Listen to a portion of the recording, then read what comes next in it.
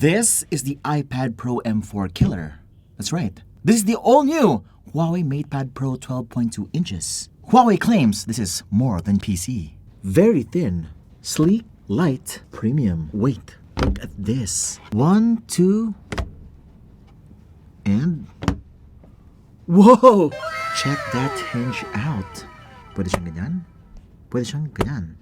Pwedeng i-adjust ng multiple angles. Namumove pa siya ng ganyan. Nice. But wait till you see this. What? There's a hidden compartment underneath the tablet, which is yung stylus niya. By the way, this is a 2-in-1 stylus storage. Bakit 2-in-1? Well, you can actually store it right here and also charge it at the same time.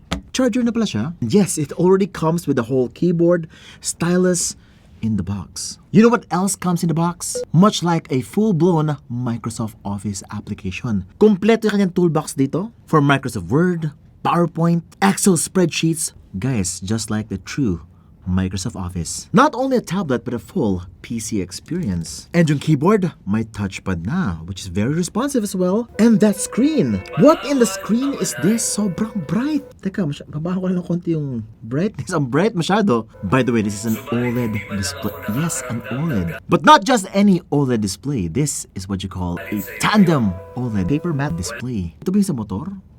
Riding in tandem. No guys, this is the same display as the iPad Pro M4, which is the brand new tandem OLED. Ito ay dalawang OLED display na in-stack on each other, giving you more brightness than ever before. Kaya pala sobrang bright. At ang smooth. Is this the same paper matte display? Yes guys, paper matte display din po to. Just like our previous review, the paper matte display battles off some unwanted glare. Also reads and writes like real paper. A display worthy for all you real artists out there. Kung professional ka, kung artist ka, you will love this display. So pro, so PC-like, so portable, so better than the iPad Pro M4? We'll see. But sabihin sa inyo watching Unbox Diaries. Woohoo! 1, 2, 3. The whole package comes with 3 items. The tablet itself, the keyboard, and an M Pencil 3rd generation. Both accessories with Neuralink technology. Okay, so first of all, M Pencil. Pagbukas mo, papers, and the pen. Very similar to the Apple Pencil. Nice feel, nice touch. An all-new keyboard, totally different from any keyboard I have ever reviewed before. They're calling it the Huawei Glide keyboard. Dahil sa kanyang glide hinge effect dito. Good travel. May storage para sa pencil. Also very premium material. Here's the tablet.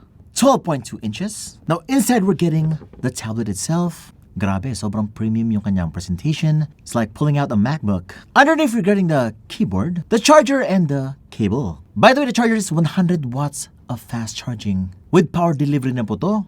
It's small, compact, very light sa inyong bag. Also 5 times faster at charging compared sa iPad Pro M4. Ba't gano'n si Apple hindi na nag-upgrade ng fast charging niya? 25 watts? What? For a Pro, it doesn't sound like a Pro. Magkano 100,000? Oh my God. Oh, by the way, nakalimutan sabihin na meron siyang 10,100 mAh battery, up to 380 days standby time. 380 days is 1 year, 1 year plus. Now, first mo na yung tablet na. What if you don't want to use the keyboard and mouse? You want to use it as a tablet lang. Here is what it looks like up front. Now, by itself, sobrang light niya, sobrang sleek, elegant, luxurious ang design. I've actually held a lot of tablet na 10 inches. It's not as light as this. This is even lighter than most, if not every 10-inch display. 512 grams lang to. My MacBook Air actually weighs 1.51 kilograms. Grabe yung bigat ng Air, even though it's an Air product. And look at that difference. Grabe.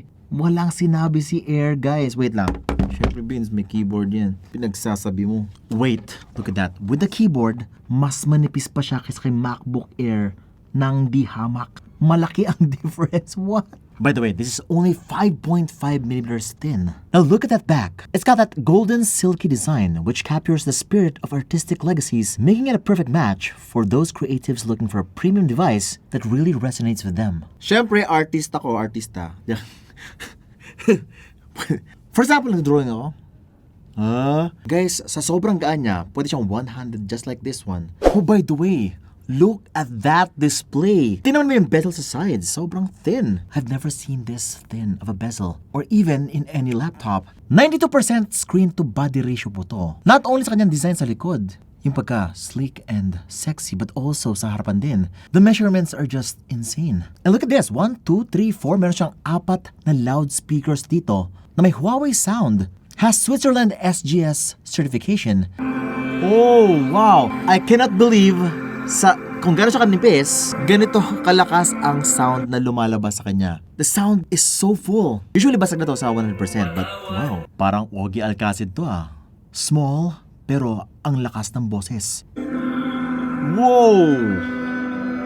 May 360 effect, ang lakas, very immersive, may bass pa, dumatagundong. But wait, a tablet may camera sa likod? Yes, meron siya camera, 13 megapixel po yan. That is a dual camera setup, mukhang depth sensor yung isa. Meron pang microphone and flash dito. Tapos meron pa siyang 8 megapixel selfie camera sa harap, which is located sa side po niya. Now the Huawei MatePad Pro is capable of PC level productivity. Not only a tablet, has a keyboard, has a pen.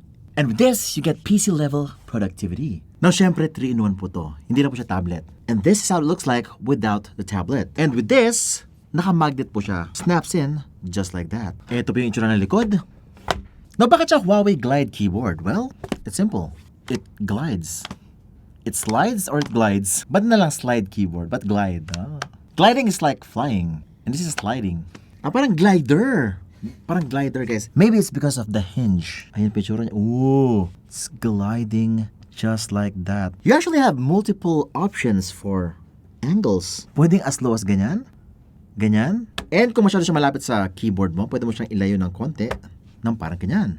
Nice. Also, if you want to draw, tanan, the stylus storage is underneath the tablet. Also functions as a charger at the same time. 2-in-1 po yan. Na pwede ka na mag-drawing ng parang ganito. Kaya lang gusto mo ng konting angle para facing sa mata mo ng konti yung dinadrawing mo. For better brightness, better ergonomics para hindi masakit yung sa liig mo. Pwede mong gawin ito. Nice! Now it's facing your face or your eyes, just like a real drawing board. Kaya lang, Beans, paano na yung keyboard sa baba? Habang nagda-drawing ka, baka nagda-type siya at the same time. Well, actually, no. You know, I'm drawing, no typing whatsoever. Also, the touchpad does not work well in this mode. Very smart. Now, pwede ka rin mag-drawing ng pagganito. Pero kasi parang medyo mahirap siya. You have to put your wrist against the display, which is parang pangit. Want mo, ito yung pinaka-comfortable when drawing on this tablet. Yan. Better stability, less strain. And by the way, oh my God, doing PC stuff on this is so easy kasi meron ng keyboard at meron pang mouse. Well, the mouse is a touchpad and you get this cursor on the screen, functions like a real PC. So, ang smooth, ang sarap ng feel ng kanyang mouse. It just works, no? No mistouches. It kind of feels like my MacBook Pro. Kasi may mga touchpad ako na nahawakan before from very cheap laptops. It doesn't function like this one. Ito talagang, it feels like a MacBook touchpad. Very premium yung dating niya. Kudos to Huawei for getting this. Kasi nga, syempre, yung mga reliable na mga touchpad, kay Apple lang po, guys. I don't buy any other laptops. But this one really feels like that. Pero it's not as big as the MacBook touchpad. Pero you can do so much with so little space. And maliit naman yung screen. And you can always touch the screen naman. Ayaw mag-touchpad, pwede naman. But the keyboard, look at the travel. Sarap mag-type, guys. Hindi siya mushy. It has enough travel for comfortable typing. Talagang, that feedback is pretty good. Also, it's big enough to function as a full-on size keyboard. Kailangan walang numpad. Yun lang. And this is all being connected by Neuralink technology. Their proprietary wireless technology. Nasabi nila mas maganda sa Bluetooth. Mas responsive, mas mabilis mag-connect. Actually, once nung sinalpa ko siya, nag-connect po siya agad. May lumabas na panel. Connect agad and there you go. Sa Bluetooth kasi parang mag-prepare ka pa, click a button. Ito guys, pack, connect, ready to use. Ganun po siya. Now with this complete setup, syempre parang pangit naman kung wala kang office apps if you want to use it for work. Well, it's a good thing na installed na po yung full version ng WPS dito sa Huawei MatePad Pro. But this is no ordinary WPS app. This is a PC-level WPS Office application. Ito, meron siyang home. The home has a lot of features packed in para magawa mo agad yung trabaho mo. A lot of the features here are not included dun sa base application. This PC-level WPS is adding more features that is already equal sa isang full-blown Microsoft Office application. For example, sa insert, table, look at that. And I can even use my finger to select on screen para mas intuitive yung dating. You don't even have to use the touchpad Nice. PowerPoint, ganun din, kompleto yung kanyang mga features dito. Got the home, the insert, the design. It kinda really looks like Microsoft Office on your tablet. And even the spreadsheet, grabe. Usually kasi sa mga laptop, masyado mahal kapag ka touchscreen. But this one, talagang, when I use the touchscreen, sa loob ng Office or sa spreadsheet, parang sobrang intuitive niyang gamitin. Because now, meron mga gestures na pwedeng gamitin sa screen, making everything feel very intuitive to work with. Before kasi kapag meron kang gustong i-select, mouse, dalawang click, tatlong click, right click mo pa para may lumabas na extra options. But this one, guys, masyadong seamless na to. Not sure why hindi ito naisip ng mga laptop manufacturers dito. That is for you to complete your work as easy, as convenient as possible. WPS, Word, PowerPoint, spreadsheet. Ngayon ko lang nalaman. Yung pala yung WPS? Kala ko word per second. Kala ko Windows PlayStation. Now, Huawei has made this a much more feature-rich tablet/PC experience with adding some two essential apps to it, which is the Huawei Notes and the Huawei Go Paint app. Now, as a creator, it's very important for me na kapag meron akong naisip na idea, kailangan masulat ko siya agad. It's a good thing meron tayong Huawei Notes. May shortcut dito. Click, pack, create note, and start writing. May idea ko. Bullet points, no problem. Pack, pack, pack. Step 1, Step 2, Step 3, ito yung gagawin ko. Easy and convenient. Better optimization for using the pen and the keyboard. Sobrang seamless, sobrang intuitive ng paggamit. Kasi nga, they really made this to work with the pen and keyboard. Seba guys, marami ka pang pipinutin just to get what you want to work on screen. Kudos to Huawei for building this pretty feature-rich and intuitive, human-like app. In reality, simple is actually difficult. Even sa mga drawing apps, akala mo ang dali-dali lang. Mag-drawing ka lang dyan, yun na yun. Pero guys, most drawing apps, sobrang disconnect lagi ng artists sa maraming drawing app. Siyempre, nagsimula yan sa pen. Usually kapag low-end yung pen, may disconnect agad sa writing pa lang. May lag, parang it doesn't feel right. And most tablets, parang hindi ka sa paper nagdo-drawing. Now here you got the most advanced paper matte display ni Huawei, which works in tandem perfectly with the M Pencil 3rd generation. Itong combo na to, na-try ko na. The whole feel of the drawing experience and writing experience is just like writing on real paper. Now, my team just loves using this tablet. Marami sa team namin ay artists. Now, when you're an artist, you want a tool that really squeezes out your creativity in you. At syempre sa Go Paint app, ang daming mga tools dito that will really help your work shine, especially mga brushes. Syempre yung mga usual brushes tayo dito, just like our last review. Pero guys, may mga bago po siyang brushes dito, like yung fluid brush, parang yung watercolor paint. Ganun po yung dating niya. Kapag in-stroke mo, parang nabasa. May basa effect siya. Tapos kakalat siya. Uy. Nalala ko yan nung grade school. And you can make these kind of styles of painting or drawing na hindi possible before. Nice. At meron na siya parang graffiti effect dito, which is yung splatter brush. Kung mahilig ka sa mga graffiti. Also yung M-Pencil, no? Meron siyang pressure sensitivity dito. The more you diin, mas dumidilim yung kanyang drawing. Meron siyang different effect. Kapag light na yung touch, light lang yung drawing.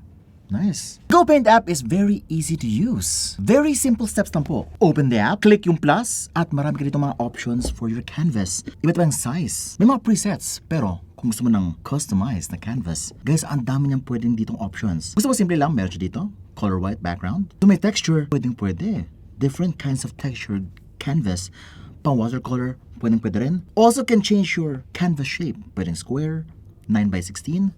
It works. And just like that, start drawing. It's so simple to use. Now that is something an artist really needs. This display also has anti-glare. Very smooth din siya, matte finish. At saka pag nagsusulat ka sa display mismo, talagang parang papel. Parang may notebook ka, nandun ka nagdo-drawing mismo, pero mas malinis yung setup mo. Compared sa meron kang pencil, may color, may paint, mas malinis po to. Now talking about the display is just the best I have ever seen on any device.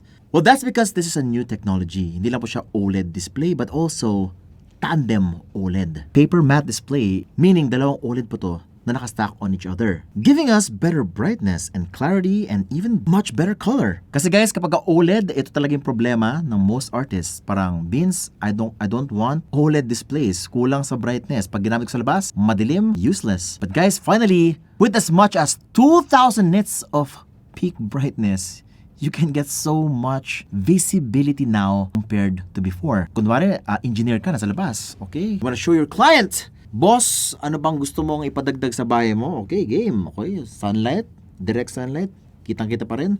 Uy, ang ganda ng tablet mo ah. Wala, actually wala lang ganon. Kasi what matters is, hindi na nagreklamo yung client mo dahil madilim yung display mo. Hindi nyo na kailangan pumunta sa shade, on the spot. You can actually do the work, show it to your client, and get the work done. Also, the best thing about the technology they have here is it saves 33% battery life pa and provides better eye care with anti-glare and anti-flicker. Siyempre ako, ang pinaka-usage ko talaga ng tablet is entertainment. Yes, I only use tablets for YouTube, Netflix. That's pretty much it.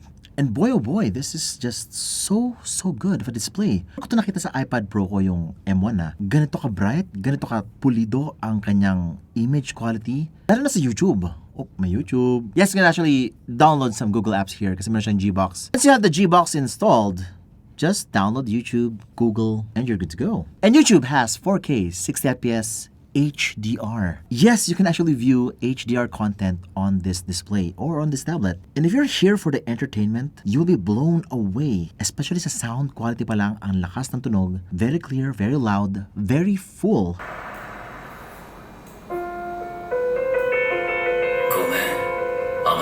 You might not even need earbuds. Pero kasi if you want privacy, go get FreeBuds 6i.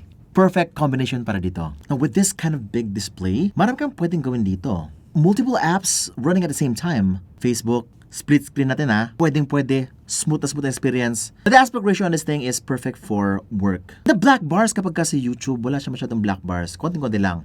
Hindi siya katulad sa iPad na ang laki ng black bar sa gilid. Konting zoom in lang dito. Sobrang minimal ng kanyang distractions sa YouTube. Now, how bright is this tablet compared to the brand new iPad Pro M4? Now, both the Huawei MatePad Pro and the Apple iPad Pro M4 pretty much has the same display technology. They both have tandem OLED, but which one is brighter? Well, it's the Huawei MatePad Pro. Again, look at this. And the best thing about the Huawei MatePad Pro display is that meron siyang anti-glare na kahit merong ilaw sa harapan niya or sunlight, na ma-minimize niya ang glare, which is yung distracting part ng display. Di ba kapag ka against the light siya, minsan di mo na makita yung binabasa mo or pinapanood mo. Ito guys, minimalize niya yun, making your work much easier for you, your client, and your coworkers. Sa iPad Pro, walang ganon. Even with the nano-textured something, hindi po siya ganito kaganda tulad ng paper matte display. Meron actually mga paper-like na screen protector na pwede mo ilagay sa iPad, pero you will have to shell a lot. Pero kasi napupudpud yun. Ito naman, hindi po siya ganon. This is built right in the display. Now, syempre, baka mas maganda pa yung glossy display for watching movies dun sa iPad Pro M4. Pero kasi, for work and for drawing and writing, I think a paper matte display is superior in every way if you want to get work done. Huawei MatePad Pro 12.2. Meron pa siyang early bird voucher sa Huawei Store. Just pay 1,000 pesos, get 5,000 pesos off. Mag-deposit ka lang from 9.20 to 9.25. Tapos guys, pwede mag-pay lang balance mo ng from 9.26 to October 3. Also available siya sa Shopee, Lazada, TikTok. 3,000 pesos early bird voucher. You can collect the voucher ng 9.20 to 10.17. And you can redeem the product from 9.26 to October 17. Syempre guys, links in the descriptions below. This display is simply for the pros and the artists. I think the Huawei MatePad Pro transcends every tablet, even the iPad Pro M4. And best of all, for the price, syempre, hindi lang po siya tablet. May keyboard na, may stylus pa, and you even get the GoPaint app and the Huawei Notes, and the full-featured WPS application. Another question is, are you going to buy one? Are you an artist? Or someone just looking for a very nice tablet for work? In any case, highly recommended. Pero baka maglabas si Huawei ng mas maganda pa dito. Tingnan natin. Mag-subscribe ka lang, hit the like button so you don't miss any of my great content bins and you're watching Unbox Diaries. Ooh.